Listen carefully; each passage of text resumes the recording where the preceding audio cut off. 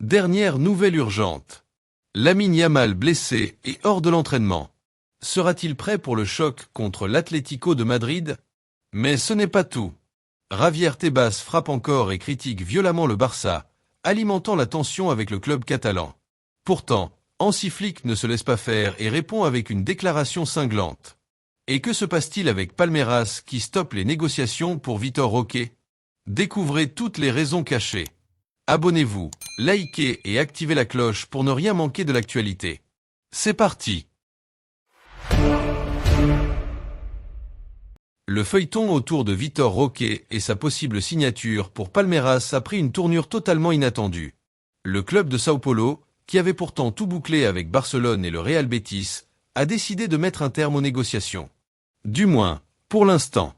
Tout semblait pourtant bien engagé. Palmeiras avait tout planifié, au point de proposer à Vitor Roque un salaire record, faisant de lui le joueur le mieux payé de l'équipe. L'ambition était claire. Conquérir la Copa Libertadores et jouer un rôle majeur lors de la Coupe du Monde des clubs. Du côté de Barcelone, l'affaire semblait également idéale. Les Catalans devaient recevoir 25 millions d'euros en échange de 80% des droits économiques de Vitor Roque, ce qui leur permettait de minimiser les pertes après l'avoir acheté pour 30 millions à l'Atlético Paranaense. Mieux encore, Palmeiras avait prévu de débloquer les fonds avant le 30 juin, comme exigé par le Barça. Tout était en place, tout paraissait n'être qu'une question de temps. Mais le football est plein de surprises. Ce lundi, tout s'est effondré. La Liga espagnole a opposé son veto à l'opération, mettant un sérieux coup de frein au plan du Barça. La raison? Des complications bureaucratiques. La chaîne de Gantès a révélé que la Liga n'autoriserait pas l'opération car Vitor Roque est actuellement prêté au Betis jusqu'au 30 juin. Pour que le transfert ait lieu, il aurait fallu que le Betis rompe son prêt et que Barcelone re-signe le joueur. Mais comme le mercato en Espagne est déjà fermé, cela devient impossible. Ce sont donc des détails administratifs qui ont joué les troubles faits dans ce dossier. Et pour l'instant, les supporters de Palmeiras vont devoir patienter. Le rêve de voir Vitor Roque sous le maillot vert est repoussé. Mais dans le monde du football, rien n'est jamais définitivement écrit. Un retournement de situation reste toujours possible. Alors, restez connectés, car cette histoire est loin d'être terminée. La situation de Lamine Yamal à Barcelone suscite beaucoup de questions. Ce lundi, le jeune prodige n'était pas présent à l'entraînement de son équipe, pourtant en pleine préparation pour le match décisif contre l'Atlético de Madrid en demi-finale de la Copa del Rey. L'absence de Lamine Yamal a immédiatement attiré l'attention, surtout qu'il est l'une des stars de l'équipe cette saison. La décision de le préserver des activités sur le terrain a été prise par l'entraîneur Hansi Flick, ce qui a immédiatement alimenté les spéculations sur sa participation à ce duel crucial. Mais pourquoi cette absence? La raison est claire. Lamine Yamal souffre d'une blessure contractée lors de la victoire de Barcelone contre Las Palmas, un match remporté 2-0 samedi dernier. L'attaquant a quitté le terrain avec une douleur évidente au pied gauche, conséquence d'un violent coup de pied du défenseur Alex Munoz à la 59e minute. Ce contact brutal a laissé le jeune hispano-marocain souffrant, et les supporters de Barcelone inquiets pour sa condition. Pourtant, l'action qui a causé cette blessure n'a même pas été sanctionnée par l'arbitre Adrián Cordrovega, une décision qui a provoqué l'indignation des fans et de l'entourage du joueur. Frustré par cette injustice, Lamine Yamal n'a pas hésité à exprimer son mécontentement sur ses réseaux sociaux. Il a partagé une image de son pied meurtri, accompagnée d'un commentaire sarcastique et d'émojis qui traduisait à la fois son humour et son mécontentement. Malgré sa blessure, il n'est pas resté inactif. Bien qu'il n'ait pas rejoint le groupe sur le terrain, Lamine Yamal poursuit son processus de récupération en salle de sport. Son objectif est clair, être prêt pour le choc contre l'Atlético de Madrid. Sa présence dans le 11 de départ dépendra des décisions de l'entraîneur Hansi Flick et de la manière dont le joueur réagira aux soins dans les prochaines heures. Hansi Flick s'est d'ailleurs montré plutôt optimiste lors de la conférence de presse, assurant que la situation de Lamine Yamal n'est pas alarmante et qu'il ne sera absent que si la douleur persiste. Pour Barcelone, pouvoir compter sur le jeune prodige serait un atout majeur dans un match aussi crucial pour la Coupe du Roi. Il faut dire que Lamine Yamal n'est pas un joueur comme les autres. À seulement 17 ans, il est déjà considéré comme un joyau rare dans le monde du football. Son talent précoce a non seulement conquis les supporters de Barcelone, mais aussi éveillé l'intérêt des plus grands clubs européens. Son contrat avec le Barça court jusqu'à la mi-2026, mais cela n'empêche pas plusieurs géants du football de rêver de le convaincre de quitter la Catalogne. Parmi les prétendants, on retrouve le Real Madrid. Le club merengue n'a jamais caché son désir de s'attacher les services de Lamine Yamal. Malgré un refus public de la part du joueur, les dirigeants madrilènes continuent de consulter son agent, Jorge Mendes, dans l'espoir de faire changer les choses. Cependant, le clan Yamal a toujours été clair. Le jeune attaquant est pleinement engagé dans le projet sportif de Barcelone. Un message qui a refroidi les ardeurs de la Maison-Blanche. Le Paris Saint-Germain est également sur les rangs. Le club parisien, connu pour ses coups d'éclat sur le marché des transferts, serait prêt à mettre environ 200 millions d'euros pour s'offrir Lamine Yamal. Pour le PSG, l'arrivée du prodige espagnol ne représenterait pas seulement un atout sportif, mais aussi un investissement stratégique à forte valeur économique. Après avoir déjà arraché Neymar au Barça et, dans un autre contexte, Lionel Messi, le PSG espère frapper un nouveau grand coup en attirant Lamine Yamal. Mais ce n'est pas tout. Deux géants de la Premier League, Manchester City et Liverpool, suivent également de près la situation de Lamine Yamal. Les deux clubs anglais, réputés pour leur ambition et leur capacité financière, attendent une ouverture pour tenter de séduire le jeune prodige. Pourtant, malgré tous ces intérêts venus de l'élite européenne, l'avenir de Lamine Yamal semble de plus en plus lié à Barcelone. Le Barça travaille activement sur son renouvellement de contrat, ce qui renforcerait encore l'engagement du joueur envers le club qu'il a formé. D'après les informations de Mundo Deportivo, les discussions sont bien avancées, et un nouvel accord pourrait être officialisé prochainement. Cette prolongation garantirait non seulement la présence de Lamine Yamal à Barcelone jusqu'à la fin de la décennie, mais également la continuité d'un projet sportif ambitieux construit autour du jeune prodige. Cette situation met en évidence l'importance stratégique de Lamine Yamal pour le Barça. Non seulement il est devenu l'un des joueurs les plus influents de l'équipe, mais il incarne également l'avenir du club. Ses performances impressionnantes, ses records précoces et son talent exceptionnel ont déjà fait de lui l'un des attaquants les plus prometteurs de sa génération. Quand il a le ballon au pied, la magie peut opérer à tout moment.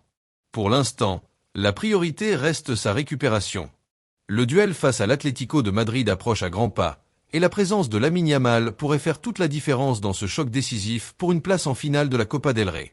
Les supporters du Barça retiennent leur souffle, espérant voir leur jeune star fouler la pelouse et guider l'équipe vers la victoire.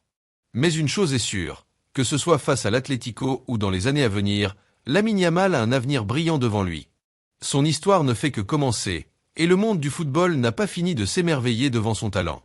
Alors restez connectés pour suivre son évolution et toutes les actualités autour de Barcelone. Et si vous aimez jusqu'à présent cette vidéo, pensez à vous abonner à la chaîne et activer la cloche pour ne rien manquer. Continuons avec le président de la Liga, Javier Tebas, qui s'en est encore pris au FC Barcelone. Lors des petits déjeuners sportifs d'Europe Presse ce lundi, il n'a pas mâché ses mots et a ravivé la polémique autour de l'affaire Negreira. Tebas a même remis en question l'inscription de Dani Olmo et Pau Victor au sein du club catalan. Ces déclarations ont provoqué l'indignation des supporters du Barça, qui voient en lui un acharnement constant contre leur club. Pendant son discours, Tebas a abordé le cas Negreira en déclarant que, sans délai de prescription, le Barça aurait dû être relégué. Selon lui, même si cela ne prouve pas un achat d'arbitre, les paiements effectués à Negreira visaient à influencer les promotions et les relégations, ce qu'il considère comme de la corruption sportive. Cette affirmation a immédiatement fait réagir, notamment parce qu'elle relance une affaire qui semblait s'essouffler. Tebas a poursuivi en critiquant la gestion de Barcelone lors de l'inscription de Dani Olmo et Pau Victor. Il a accusé le club d'avoir attendu la dernière minute pour résoudre les problèmes administratifs, insinuant qu'Olmo n'aurait jamais dû terminer la saison avec le Barça. Cette déclaration a rapidement fait du bruit, surtout que la justice espagnole avait déjà validé l'inscription préventive d'Olmo, ce qui légitimait le processus suivi par le club. Pourtant, Tebas semble déterminé à contester cette décision, ce qui renforce l'idée qu'il cherche à nuire au Barça. Face à ces accusations, Hansi Flick n'a pas tardé à réagir. Lors d'une conférence de presse précédant la demi-finale de la Coupe du Roi contre l'Atlético de Madrid, il a choisi de répondre avec diplomatie mais n'a pas caché sa stupéfaction devant ce climat tendu qui entoure le football espagnol. Flick a déclaré qu'il était souvent surpris par la manière dont le Barça était traité en Espagne, suggérant une forme de persécution à l'encontre de son équipe. L'entraîneur a également saisi cette occasion pour parler du traitement réservé aux joueurs de Barcelone par les arbitres. Il a souligné la nécessité de protéger tous les athlètes sur le terrain, en appelant à une utilisation plus judicieuse de la VAR pour évaluer les fautes sévères. Selon lui, les arbitres devraient faire preuve de plus de discernement lorsqu'ils sortent des cartons rouges afin de prévenir les blessures graves. Flick a rappelé que des situations similaires avaient déjà pénalisé Dani Olmo et d'autres joueurs du Barça. Ses propos montrent clairement son inquiétude face à un arbitrage qu'il juge parfois trop sévère contre son équipe. Mais au-delà des paroles de flic, c'est l'attitude répétitive de Tebas qui fait débat. En effet, sa persistance à placer Barcelone au centre des controverses commence à agacer les supporters du club. Pour eux, Tebas a une obsession pour le Barça, ce qui alimente un sentiment de persécution parmi les culés. Cette posture de Tebas a particulièrement irrité les fans lorsqu'il a laissé entendre que Dani Olmo était conscient des risques de non-inscription. Ces insinuations ont été perçues comme une tentative de déstabilisation à un moment crucial de la saison. Le FC Barcelone n'a pas encore réagi officiellement aux déclarations de Tebas, mais en interne, le club semble préparer une réponse ferme. Le département juridique examine déjà les recours possibles pour s'assurer de la présence de Dani Olmo jusqu'à la fin de la saison, quelles que soient les pressions extérieures. Cette détermination montre à quel point le Barça prend cette affaire au sérieux. Pendant ce temps, l'équipe continue de se préparer pour la demi-finale contre l'Atlético de Madrid, en essayant de ne pas se laisser distraire par les polémiques extrasportives.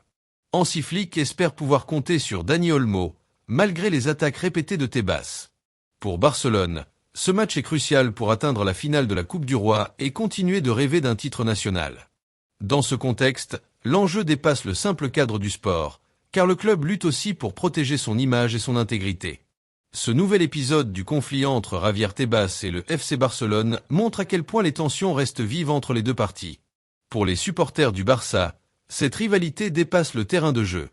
Ils sont convaincus que Tebas cherche à nuire à leur club en utilisant son pouvoir de président de la Liga.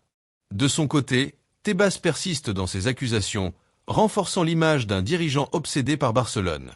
Pourtant, malgré cette guerre médiatique, une chose est certaine pour les culés. Leur club continuera à se battre sur tous les fronts, à la fois sur le terrain et en dehors. Pour eux, le FC Barcelone reste plus qu'un club, c'est un symbole de fierté et de résilience face à l'adversité. Le feuilleton entre Javier Tebas et le FC Barcelone semble loin d'être terminé. Les prochains mois pourraient être décisifs pour déterminer l'avenir de cette rivalité qui alimente les débats en Espagne. Mais pour l'instant, le Barça doit rester concentré sur ses objectifs sportifs tout en affrontant cette tempête médiatique. Une chose est sûre, cette histoire ne laisse personne indifférent et promet encore de nombreux rebondissements. Abonnez-vous, likez et activez la cloche pour rester informé des informations de dernière minute du Barça.